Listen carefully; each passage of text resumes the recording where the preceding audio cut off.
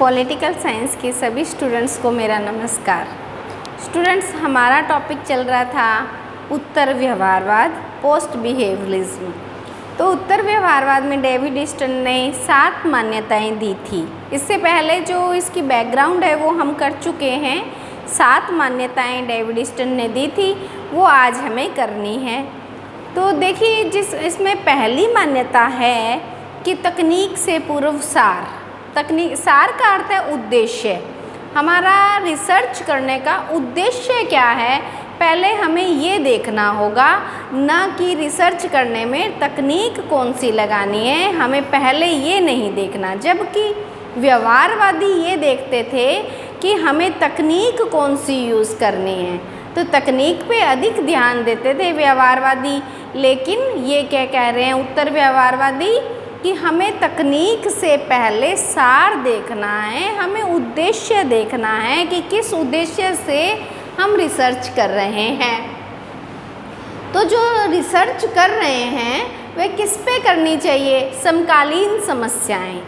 तो जो समकालीन समस्याएं हैं वो सार है। तो वो जो सार है, क्या वह सार हमारे लिए सही है, वो सार हमें देखना है कि वो उद्देश्य हमारा पूरा हो रहा है। जो रिसर्च है उससे हमारी रिसर्च से समकालीन समस्याओं का निदान हो रहा है, ये देखना है। तो रिसर्च कैसे करनी है, जो प्रासंगिक है, जो रिलेवेंस है, जो सार पे आधारित है, ना कि केवल और केवल तकनीक पर ध्यान देना है।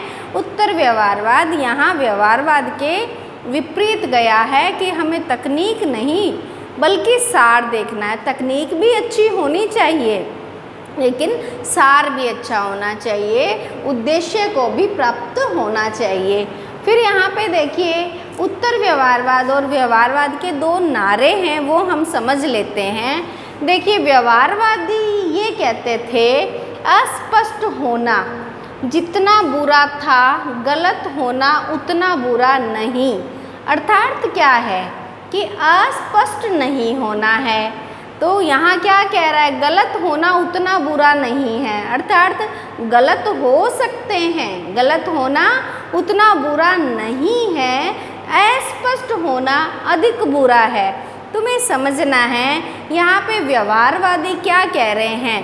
क्या, एक बार फिर से ध्यान से सुनो। अस्पष्ट होना जितना बुरा था, गलत होना उतना बुरा नहीं है। अर्थात इन्होंने कहा गलत होना उतना बुरा नहीं है। तो गलत हो सकते हैं लेकिन अस्पष्ट नहीं होना। अस्पष्ट से यहाँ तात्पर्य है हमें तकनीक अच्छी यूज़ करनी है, तकनीक का सहारा अच्छे से लेना है। ये बात कहते थे व्यवहारवादी। व्यवहारवादी कहते थे हम अस्पष्ट, यहाँ पे अस्पष्ट होना जितना बुरा था, गलत होना उतना नहीं। व्यवहारवादी कहते हैं हम अस्पष्ट हो सकते हैं लेकिन हमें अस्पष्ट नहीं हो सकते, अस्पष्ट नहीं हो सकते बल्कि गलत हो सकते हैं। तो गलत होना अर्थात हमारे सार को नहीं पाना। तो यहाँ पे मैं तुम्हें समझाने की दृष्टि से बता देती हूँ, ये यहाँ गलत हो गया कि सार को नहीं पाना या उद्देश्य को नहीं पाना। ये कहते उद्देश्य को नहीं पाएं तो कोई बात नहीं है, लेकिन हमें अस्पष्ट नहीं होना है। अस्पष्ट का अर्थ है तकनीक का अच्छा प्रयोग करना। तो ये महत्व किसको दे रहे हैं, तकनीक को महत्व दे रहे हैं। तकनीक का प्रयोग सही करना है, चाहे हम गलत हो जाएं। लेकिन उत्तर व्यवहारवाद में ये नारा ख़त्म करके एक दूसरा नारा लगाया, इसका ठीक उल्टा। कहते कि आप अस्पष्ट चाहे हो जाओ लेकिन गलत मत हो। अस्पष्ट चाहे हो जाओ अर्थात तकनीक चाहे कोई भी यूज़ कर लो, लेकिन हमें सार को देखना है, उद्देश्य को देखना है। तो यहाँ पे जो उत्तर व्यवहारवादी हैं उन्होंने ये नारा दिया, अप्रासंगिक सुनिश्चितता। अप्रासंगिक मतलब प्रासंगिक होना, रिलेवेंस होना। अप्रासंगिक से अस्पष्ट होना कम बुरा है, कि आप अस्पष्ट हो जाओ। अस्पष्ट का क्या अर्थ है? तकनीक। तकनीक चाहे आप कोई भी लगा लो, वो तकनीक चाहे स्पष्ट है चाहे नहीं है, लेकिन हमें क्या करना है? प्रासंगिक होना है। उत्तर व्यवहारवाद क्या कह रहे हैं? अप्रासंगिक से अस्पष्ट होना कम बुरा है। अस्पष्ट चाहे हो जाओ, लेकिन जो भी रिसर्च करो वो प्रासंगिक होनी चाहिए, वह रिलेवेंट होनी चाहिए। इसलिए यहाँ पे उत्तर व्यवहारवादियों का नारा, 2 नारे दिए थे उन्होंने, कर्म और प्रासंगिकता। तो यहाँ पे कहते हैं अप्रासंगिक होना स्पष्ट होना अस्पष्ट होने से अधिक बुरा है। तो यहाँ पे हमें एक बात का ध्यान रखना है, अस्पष्ट होने का अर्थ है कि तकनीक अच्छी यूज़ करना, नहीं करना, तकनीक का अच्छा यूज़ नहीं करना। और गलत होने का अर्थ है सार या उद्देश्य। तो तकनीक से पूर्व सार व्यवहारवाद कहते हैं तकनीकों पर अधिक जोर देना है। उत्तर व्यवहारवाद कहता है तकनीक को छोड़ो, प्रासंगिक होना चाहिए, सार तत्व को ध्यान में रखना चाहिए। सेकंड पॉइंट आता है सामाजिक परिवर्तन पर बल। सामाजिक परिवर्तन हमने देखा था कि व्यवहारवाद बंद भवन में, एसी भवन में बैठे अपनी शोध कर रहे थे, नवीन नवीन विषयों का ज्ञान ले रहे थे, लेकिन वियतनाम संकट, अमेरिका में गृह युद्ध, परमाणु बम्बों का आतंक, वो समाज की सामाजिक स्थिति खराब होती जा रही थी। इससे ये हुआ, उस शोध का क्या फ़ायदा जहाँ पे समाज में स्थिति यदि सही नहीं होती है, सामाजिक समस्याओं का निदान नहीं होता है, तब उत्तर व्यवहारवाद में ये मान्यता रखी गई कि समाज में परिवर्तन करना है, समाज में परिवर्तन करना है, अर्थात अच्छा परिवर्तन करना है, सामाजिक परिरक्षण की बजाय सामाजिक परिवर्तन करना है। सामाजिक परिरक्षण का अर्थ है जो जैसा है उसकी रक्षा करना है, लेकिन जो जैसा है वो तो खराब स्थिति होती जा रही थी, तो हमें ऐसी स्थिति का क्या करना है? तो हम परिवर्तन करेंगे, अर्थात रूढ़िवादिता से हटे उत्तर व्यवहारवादी। जबकि व्यवहारवादी तो समाज में रूढ़िवादिता विचारधारा दे रहे थे कि परिरक्षण करना है, लेकिन यहाँ पे कहते हैं उत्तर व्यवहारवादी कहते हैं हमें किसी भी समस्या के प्रति आंखें खुली रख के शोध करना है, आंखें बंद करके शोध नहीं करना है, हमें ऐसा शोध करना है जिसमें समाज में परिवर्तन हो सके।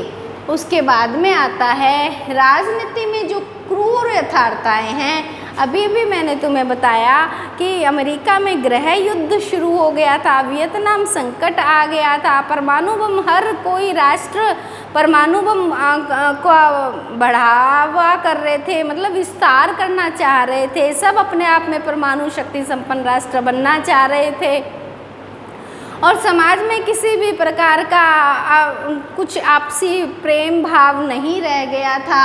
राजनीति में बहुत ही भ्रष्ट आचरण होने लग गया था। यहाँ पे ये देखा कि हमारी ऐसी शोध बंद कमरों में यदि हम करते रहेंगे तो सही नहीं है। जो राजनीति की वास्तविकताएं हैं उसको भी हमें देखना है। हालांकि हमारे पास में अंधाधुंध तकनीक है, हमारे पास संसाधन है, और बहुत सारे ये होने के बावजूद भी समाज में तो सामाजिक संघर्ष विद्यमान है। तो वो जो सामाजिक संघर्ष है उसके प्रति भी हमें भविष्य के प्रति गहरी चिंता रख के काम करना होगा। राजनीति में जो यथार्थता दिखाई नहीं दे रही है हमें उसको भी देखना है। यथार्थता से जागरूक होकर हमें समस्याओं का निदान करना है, समाज में परिवर्तन करना है, हमें समाज में ध्यान देना है, तकनीकी पर नहीं बल्कि सार पे ध्यान देना है। इसीलिए यथार्थ के प्रति सचेतता रखना है ताकि समाज में समस्याओं का निदान हो सके। उसके बाद में है मूल्य का महत्व। हमने देखा था व्यवहारवाद में मूल्य नहीं थे।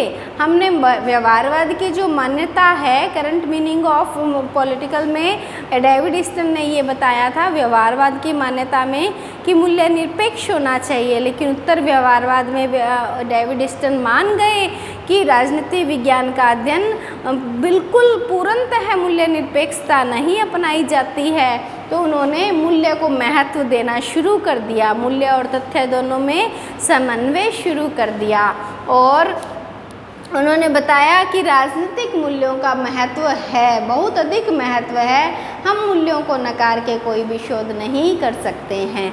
इस प्रकार से पांचवा है बुद्धिजीवियों की भूमिका। बुद्धिजीवी समाज में इतने इन्वॉल्व नहीं होते थे, वो सोचते थे राजनीति का काम राजनेताओं का है, जबकि बुद्धिजीवियों को भी क्या करना है, मानवीय मूल्यों का संरक्षण करना है और अब बुद्धिजीवियों को भी राजनीति से जोड़ने का काम करना है। इस प्रकार से देखिए यहाँ पे हम यदि कहें कि मूल्य वापस आ गए, बुद्धिजीवियों का महत्व हो गया, तो क्या राजनीति में जो उत्तर व्यवहारवाद है वह क्या परंपरावाद है? नहीं, ऐसा भी नहीं है, परंपरावाद भी नहीं है, ये जो है परंपरावाद का पुनरुत्थान नहीं है। यहाँ पे जो उत्तर व्यवहारवाद की ये 7 मान्यताएं जो दी है, यह राजनीति में जो व्यवहारवाद था उसमें सुधार है, ना कि परंपरावाद का पुनः आना है, ऐसा नहीं है। देखिए स्टूडेंट्स, यहाँ पे कर्मनिष्ठ विज्ञान है, कर्मनिष्ठ विज्ञान यानी एक्शन साइंस। जब हमने व्यवहारवाद किया था तो हमने देखा था वह राजनीति को पूर्ण साइंस, एकदम प्योर साइंस बनाना चाहते थे डेविड ईस्टन, लेकिन अब उन्होंने देखा कि प्योर साइंस नहीं बन पाती है, राजनीति विज्ञान की विषय वस्तु मनुष्य हैं और प्योर साइंस नहीं बन पाती हैं, तो इसलिए उन्होंने कहा कि जो भी ज्ञान है, साइंस यानी ज्ञान है, हमारे पास में जो भी ज्ञान है उनको एक्शन में लाना चाहिए, कर्मनिष्ठात्मक होना चाहिए, कर्मनिष्ठ विज्ञान होना चाहिए। इसके लिए जैसे कि हम ये देखते हैं कि लोहा जो है, लोहा गर्मी पाकर विस्तार करता है, लोहा गर्मी पाकर विस्तार करता है, तो ये तो क्या है, ज्ञान है, एक साइंस है, एक प्योर साइंस है। लोहा गर्मी पाकर विस्तार करता है, तो विस्तार करता है, लेकिन इस विस्तार का क्या अर्थ हुआ? इस विस्तार, रेल की पटरी जो है, रेल की पटरी बनाते समय इस ज्ञान को हमने प्रयोग में लाए, कर्मनिष्ठ विज्ञान बनाया। रेल की पटरी बनाते समय उसमें 2 इंच का जो गैप रखा ताकि गर्मी पाकर विस्तार करेगा, तो इस प्रकार से हमने ज्ञान को एक कर्मनिष्ठ विज्ञान बनाया। फिर उसकी 7वीं मान्यता है व्यवसाय का राजनीतिकरण। व्यवसाय का राजनीतिकरण, कहीं कहीं स्टूडेंट्स लिखा हुआ आता है राजनीति का व्यवसायीकरण, ये नहीं है सही, यहाँ पे है व्यवसाय का राजनीतिकरण। व्यवसाय का राजनीतिकरण का अर्थ ये है प्रत्येक व्यवसाय में बहुत सारे बुद्धिजीवी होते हैं और वह जो बुद्धिजीवी हैं वह केवल अपना काम, जैसे कि एक प्रोफेसर है, वह बुद्धिजीवी है लेकिन वह राजनेता नहीं है, तो प्रोफेसर, कोई भी एक प्रोफेसर एक नेता भी बने, और इसका एक उदाहरण भी है Woodrow Wilson. Woodrow Wilson America के राष्ट्रपति, जो कि पहले एक प्रोफेसर थे, और अब वहाँ जो प्रोफेसर है वो व्यवसाय है, उनका क्या है, व्यवसाय, लेकिन उसका राजनीतिकरण होना चाहिए। बहुत से व्यवसायों में बहुत सारे बुद्धिजीवी होते हैं, वो बुद्धिजीवी साथ साथ में राजनीति में भी काम करें, नीति निर्माण में भी काम करें, रिसर्च भी करें, समस्याओं का निदान में भी कार्य करें, तो क्या होगा, केवल ज्ञान इकट्ठा ही नहीं करना है, बल्कि ज्ञान है उनके पास में और ज्ञान को राजनीति में ढालना है। राजनीति, जितना भी ज्ञान समाज में व्याप्त है उस ज्ञान को राजनीति में ढालना है। तो देखिए, आज हमने किया उत्तर व्यवहारवाद की मान्यताएं या विशेषताएं। उत्तर व्यवहारवाद हमने पढ़ा था 1969 में, डेविड स्टन ने ही अप्सा के वार्षिक अधिवेशन में दिया था। वार्षिक अधिवेशन में उन्होंने बताया था, अप्सा क्या है, अमेरिकन पॉलिटिकल साइंस एसोसिएशन में उन्होंने कहा कि हम व्यवहारवाद के विरुद्ध क्रांति नहीं कर रहे, बल्कि व्यवहारवाद के अगला चरण ले रहे हैं। उसके अगला चरण है, ना कि विरुद्ध कार्यवाही कर रहे हैं। तो उसमें क्या क्या मान्यताएं थी आज हमने किया। लेकिन कुछ लोग ऐसे कहते हैं कि व्यवहारवाद में क्या परंपरावाद का पुनः उदय हो गया है? ऐसा नहीं हुआ है। इसलिए हम अगला हमारा टॉपिक करेंगे परंपरावाद, व्यवहारवाद और उत्तर व्यवहारवाद, तीनों में क्या क्या अंतर हैं। हम मिलेंगे नेक्स्ट टॉपिक के साथ में।